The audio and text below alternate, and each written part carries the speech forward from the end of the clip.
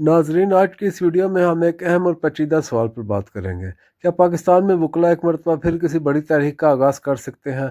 हम इस सवाल को सिर्फ जज्बात की बुनियाद पर नहीं देखेंगे, बल्कि तारीख, अदलिया के किरदार, बार कौंसिल्स की सियासत, मौजूदा सियासी माहौल और उन अवामिल का जायज़ा लेंगे जो किसी भी बड़े मुल्क के एहतजाज को जन्म देते हैं।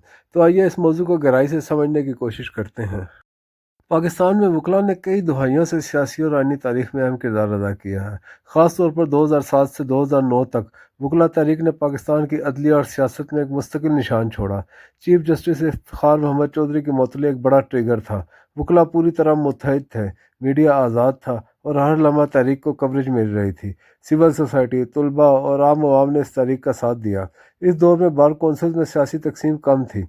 इस तारीख ने साबित किया कि जब वकला मुत्तहिद हों और कौम का एतमाद हासिल करें तो बड़े सियासी असरात पैदा कर सकते हैं। अब सवाल यह है कि क्या आज के दौर में भी ऐसी ताकत या इत्तेहाद मौजूद है? पाकिस्तान की कानूनी बरादरी इस वक्त कई हिस्सों में तकसीम दिखाई देती है। पाकिस्तान बार कौंसिल ये मुल्क की सबसे बड़ी नुमाइंदा तंजीम है। इसने मुख्तलिफ अवकात में आइनी बालादस्ती और अदलिया की आज़ादी पर तशवीश ज़ाहिर की है, लेकिन यह इदारा मुकम्मल मुत्तहिद नहीं। अंदरूनी सियासी इख्तलाफात इसकी क़ुव्वत को कम करते हैं।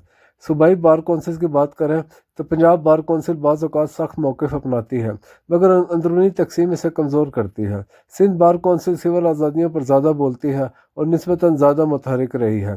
खैबर पख्तूनख्वा और बलूचिस्तान बार कौंसिल्स निस्बतन खामोश रहती हैं और ज़्यादातर इलाकाई मामलात पर तवज्जो देती हैं। डिस्ट्रिक्ट बार एसोसिएशंस ये ग्राउंड लेवल पर होती हैं, मगर इस वक्त सियासी धड़ेबंदी बहुत ज़्यादा है।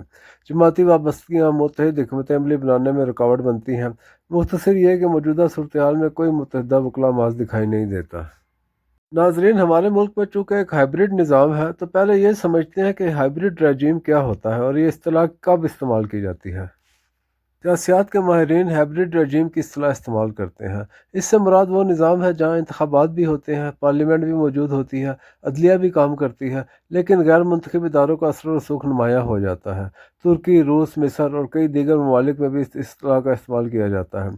ये एक इल्मी तहकीकी इस्तिलाह है, किसी मुल्क को बदनाम करने के लिए नहीं, बल्कि निज़ाम का तज्जिया करने के लिए।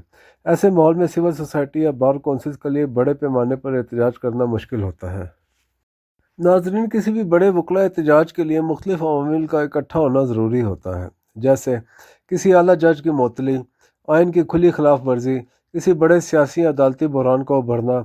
इस तरह का कोई वाक़या इस वक्त नज़र नहीं आता जब तक पाकिस्तान बार कौंसिल, सूबाई बार कौंसिल और डिस्ट्रिक्ट बार मुत्तहिद नहीं होती, बड़ा एहतजाज मुमकिन नहीं। 2007 में मीडिया ने तहरीक को फ़रोग दिया था।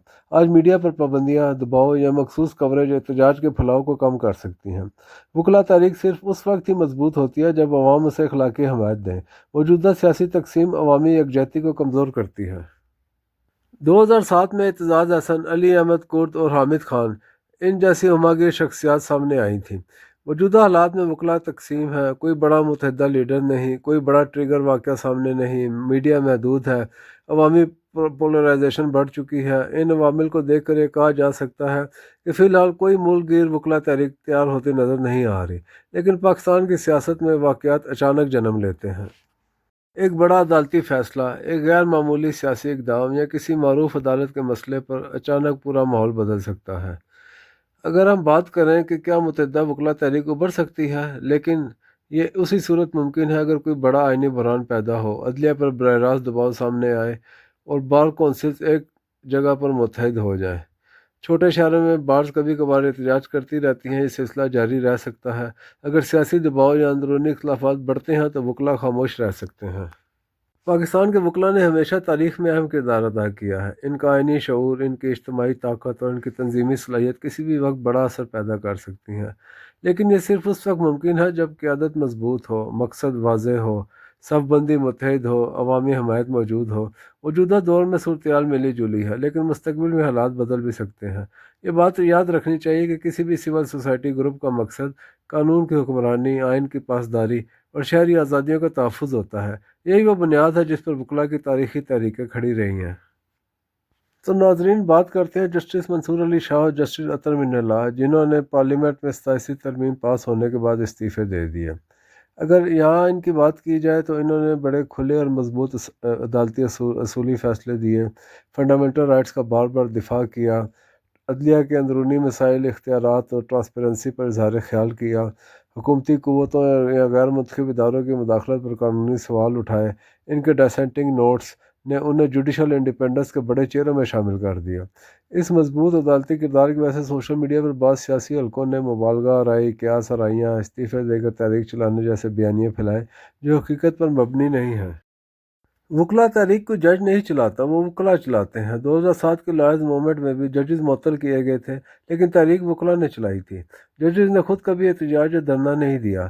لہٰذا اگر مستقبل میں کسی وجہ سے لائرز موومنٹ چلتی ہے تو اس کی قیادت بار کونسلز، وکلا، سول سوسائٹی اور کریں گے، ججز نہیں۔